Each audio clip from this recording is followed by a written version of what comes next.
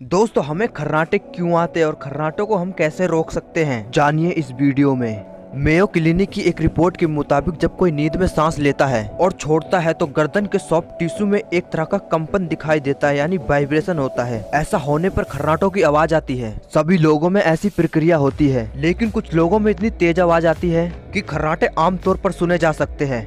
दोस्तों आप खर्राटों को रोक भी सकते हो शराब का सेवन बंद कर और सोते समय आप एक तरफ लेटे, अपनी नाक साफ रखें। यदि आपका वजन ज्यादा है तो उसे कम कर लें। कर दो यार, तुम्हारे पैसे थोड़ी ना कट रहे हैं, कर दो।